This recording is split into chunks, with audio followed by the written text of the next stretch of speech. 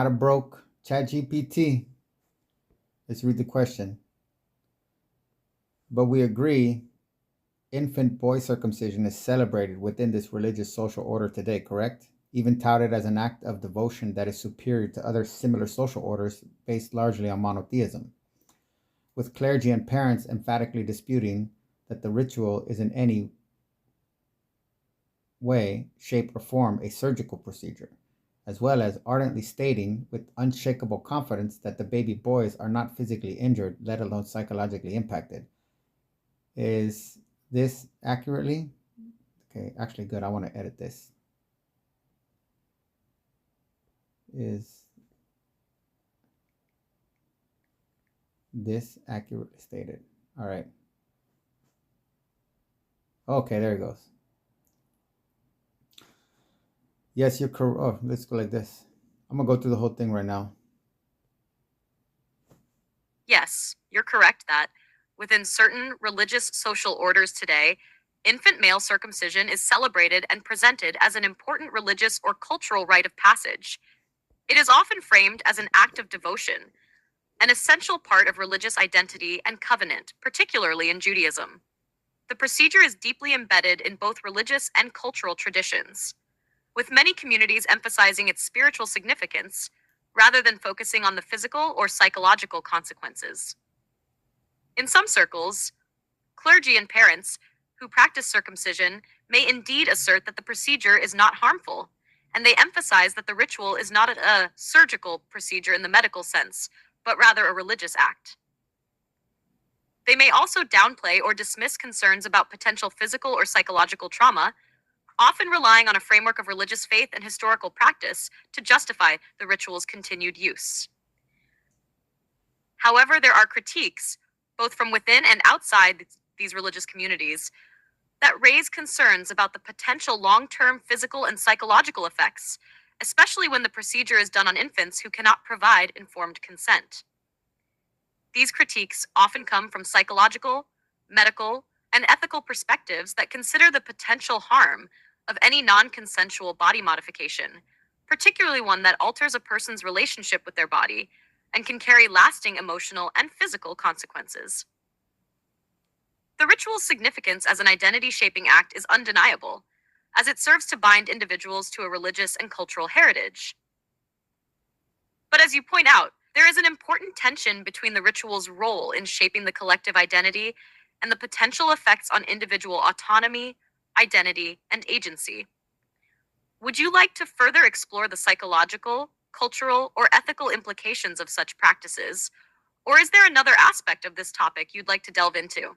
So I'm going to actually do, this is the first time I'm doing this. I'm going to start at the end and we're going to take you to the beginning for a full circle to complete your understanding on reality.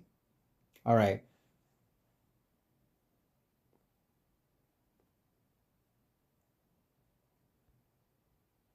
Yes, you're correct that within certain I want to do some experiments with juxtaposing versions of monotheistic gods by putting different versions of God in stories from other cultures. To start, please give me a general synopsis of Yahweh, Judaism, God the Father, Christianity, Allah, Islam, Ahura, Mazda, Zoroastrian. Here's a general synopsis of each deity. Yahweh, Judaism. Yahweh is the God of the Hebrew Bible and central to Judaism. He is a singular, all-powerful, and personal deity who enters into a covenant with the Israelites, declaring them his chosen people. Yahweh is both transcendent and immanent, creating the world and remaining deeply involved in its affairs. Key attributes include justice, mercy, and a strong moral authority, often guiding humanity through laws, prophets, and divine interventions. Yahweh is associated with monotheism's earliest recorded expressions, emphasizing worship of one true God and rejection of idolatry. God the Father, Christianity. God the Father is one aspect of the Holy Trinity in Christianity, alongside the Son, Jesus Christ, and the Holy Spirit. As the eternal creator of the universe, he is characterized by love, grace, and an intimate relationship with humanity. While sharing many qualities with Yahweh, God the Father is often viewed through the lens of Christ's teachings, emphasizing forgiveness, redemption, and compassion. His covenant with humanity is fulfilled through Jesus Christ, who bridges the gap between divine justice and mercy, making salvation accessible to all. Allah Islam. Allah is the singular and absolute God in Islam, transcendent and incomparable. Central to Islamic belief is the idea of Tawheed, oneness of God, rejecting any division or anthropomorphism. Allah is the creator, sustainer, and judge, known for mercy, justice, and omnipotence. Through the Quran revealed to the Prophet Muhammad, Allah communicates guidance for humanity's moral and spiritual conduct. Allah is deeply personal, yet entirely beyond human comprehension, embodying a perfect balance of mercy and accountability. Ahura Mazda, Zoroastrianism.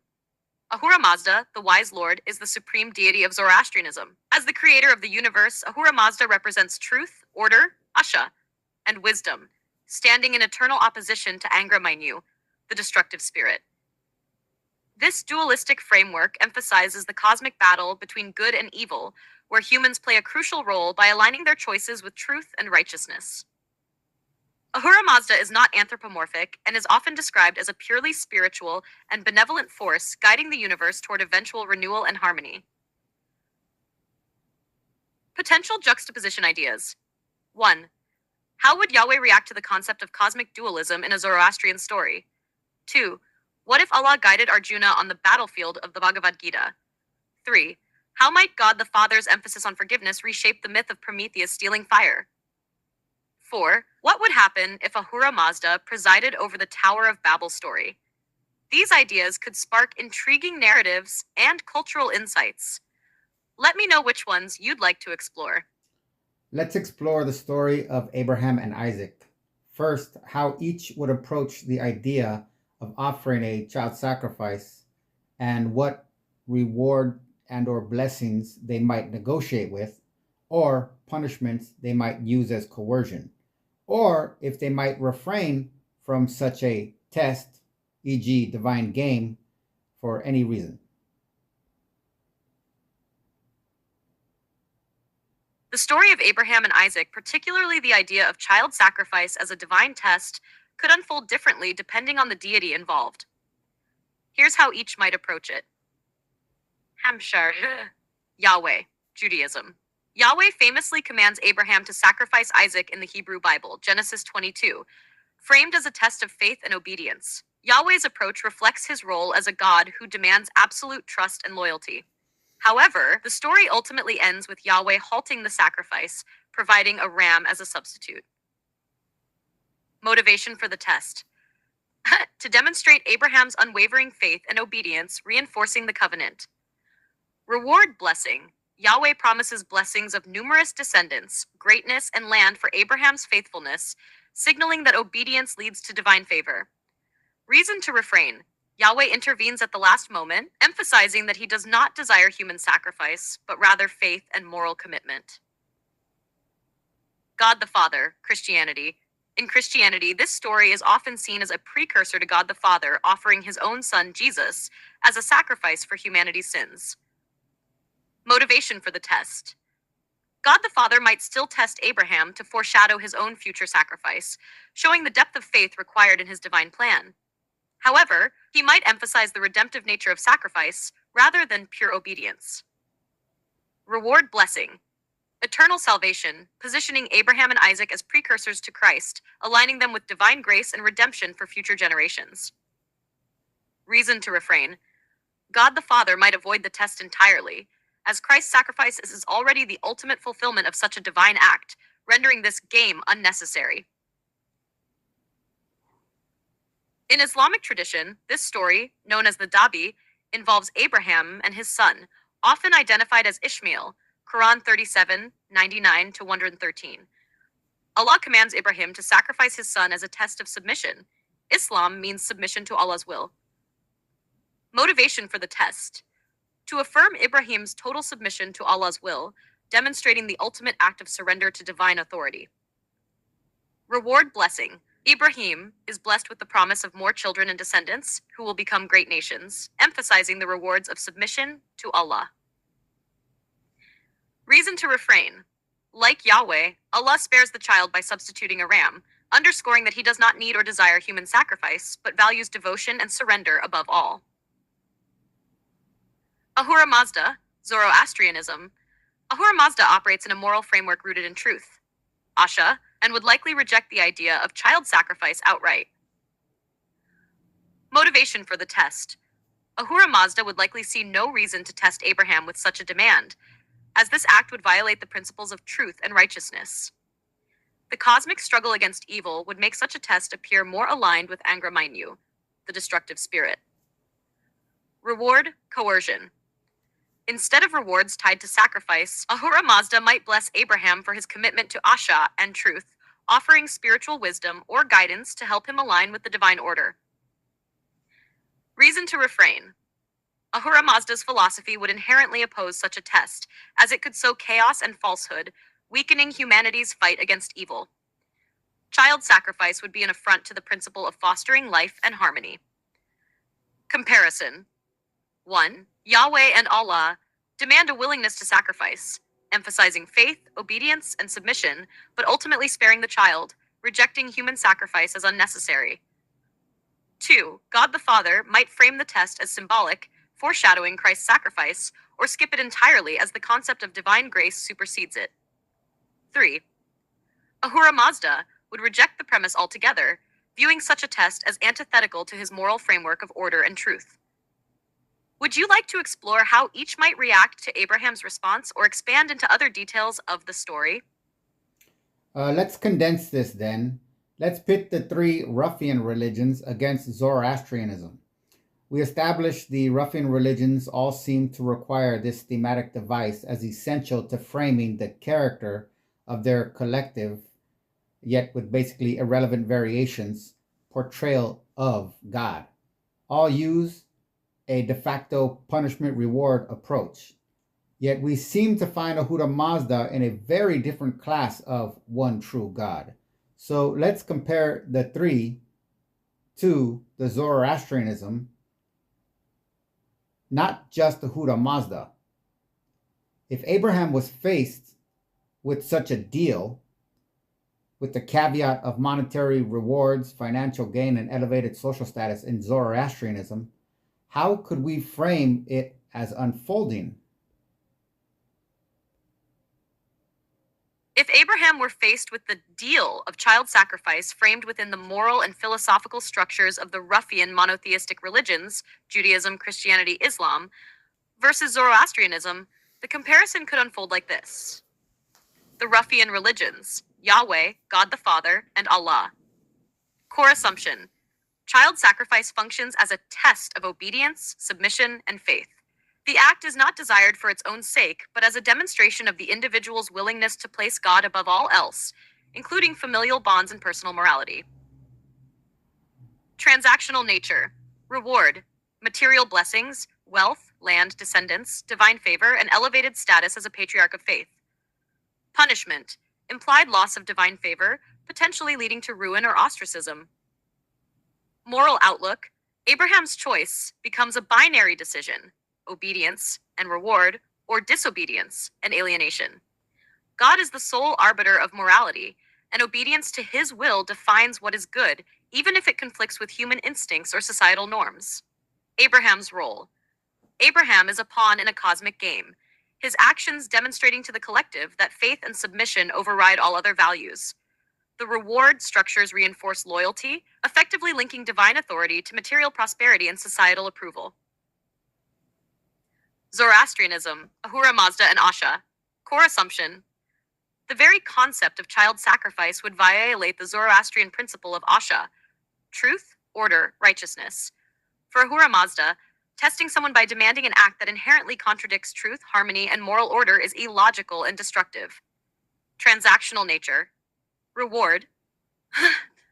Rather than material wealth, financial gains, or status, Abraham might be offered wisdom, spiritual insight, or guidance in aligning his life with Asha. His commitment to fostering life and rejecting destruction would itself be seen as the path to divine favor. Punishment. There is no coercion. The concept of divine punishment arises only when one actively chooses the path of druj, falsehood, chaos, aligning with Angra Mainyu. Ahura Mazda wouldn't compel Abraham to act against his moral intuition, and Abraham would be trusted to use his free will in harmony with cosmic truth. Moral outlook. Abraham is an agent of moral discernment, encouraged to align his actions with universal principles of goodness. Divine authority is not arbitrary, it reflects inherent moral truths accessible through reason and spiritual reflection. Abraham's role. Abraham would be elevated not through blind obedience, but by his ability to discern and embody righteousness. He is a co creator in the cosmic struggle for harmony, not a pawn in a divine test. Comparative unfolding. 1. Ruffian religions. Abraham, compelled the offer of wealth, status, and divine approval, would wrestle with his loyalty to God versus his love for Isaac. His moral agency would be overridden by the need to prove absolute submission, with his reward contingent on compliance. The social and material benefits reinforce the transactional nature of the deal, reducing morality to divine command. Abraham's sacrifice, while averted, would still establish a precedent for loyalty through fear and reward. 2. Zoroastrianism. Abraham would immediately recognize the immorality of child sacrifice as contrary to Asha. Ahura Mazda, rather than commanding or coercing, would counsel Abraham, encouraging him to seek wisdom and choose a path aligned with truth and life. The idea of monetary rewards or elevated social status would be reframed.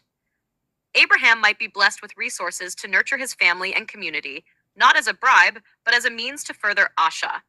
Social status would come from living a virtuous life, not from divine favoritism. Abraham's integrity and moral discernment would be the test, and his alignment with truth would naturally bring blessings.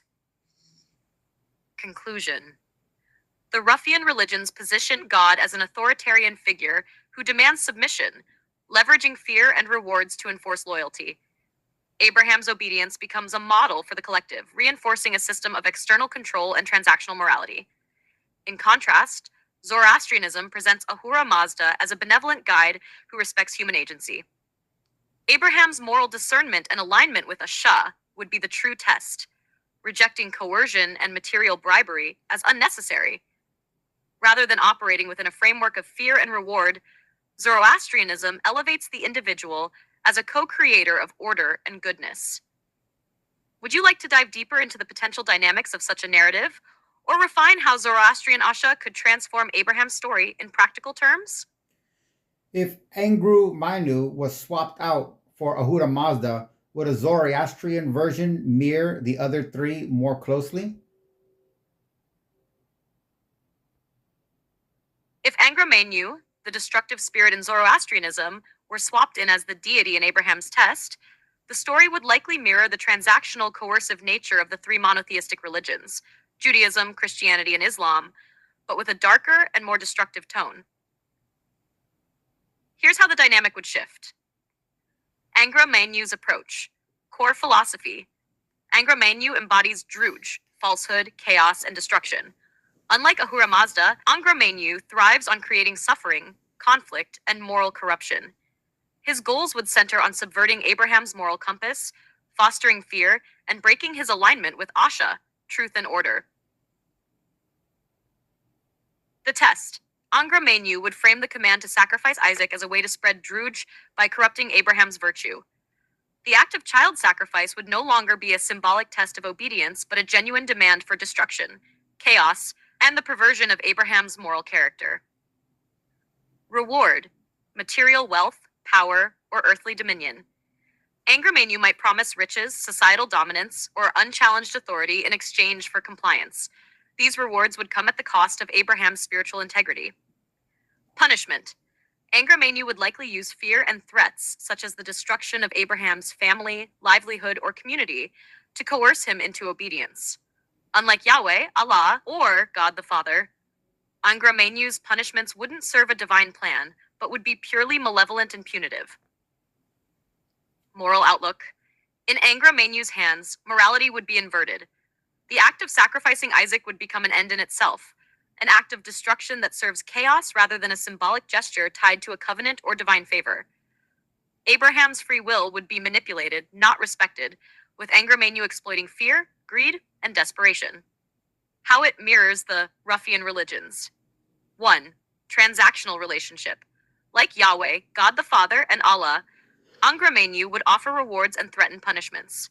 However, his rewards would appeal to base desires, wealth, dominance, power, and his punishments would serve to spread fear and chaos rather than enforce moral or divine order.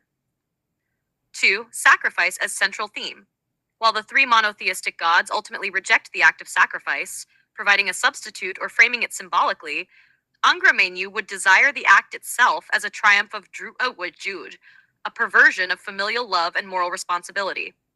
This would align him more with the archetype of a destructive tyrant than a benevolent or testing deity. 3. Submission and fear. Like the ruffian gods, Angra would demand submission. However, his demands would be rooted entirely in coercion, without the promise of redemption or salvation. Abraham would be reduced to a pawn, his moral agency stripped away. Differences from the ruffian religions. 1. Absence of divine order. The ruffian gods, while authoritarian, ultimately work toward a divine plan of order, justice, or salvation. Angra test would lack any higher purpose or cosmic justice. The sacrifice of Isaac would serve chaos, not covenant. 2. Purely malevolent intent. Where the monotheistic gods test faith and obedience as part of a larger narrative of redemption or divine will, Angra test would have no redemptive arc. The outcome would only deepen suffering and spread disorder. 3. Lack of resolution. Unlike the Yahweh Allah narrative, in which the test concludes with divine intervention and the sparing of Isaac, Angra would relish the act of sacrifice itself. He might allow Isaac to die or twist the situation to create lasting harm for Abraham and his descendants. Zoroastrian Abraham's response to Angra. A Zoroastrian Abraham would recognize the demand for child sacrifice as an act of druj. He would resist Angra, drawing on the teachings of Ahura Mazda and his alignment with Asha. Abraham might refuse the command outright, knowing that destruction and falsehood cannot be justified by material gain or coercion. Seek guidance through prayer or ritual to reaffirm his commitment to Asha. Act as a moral example, rejecting the deal and choosing truth over fear, even at the cost of personal loss. Conclusion. Swapping Angra for Ahura Mazda creates a version of the story that mirrors the ruffian religions more closely, but with an entirely destructive, chaotic lens. The transactional nature and reliance on fear and rewards would align Angra with the monotheistic gods, but his malevolence would strip the narrative of any higher purpose or moral resolution. In contrast, Zoroastrianism, with Ahura Mazda, fundamentally rejects this paradigm, presenting a framework where divine authority respects human agency, morality, and the sanctity of life. Would you like to explore how Abraham's rejection of Angra might unfold, or compare how Asha would counter druj in this scenario? You kind of ignore Isaac in all these, almost being bridled and led down a very narrow assessment, seemingly shaped by clergy presenting Abraham as the focus and diminishing Isaac as a prop. Why?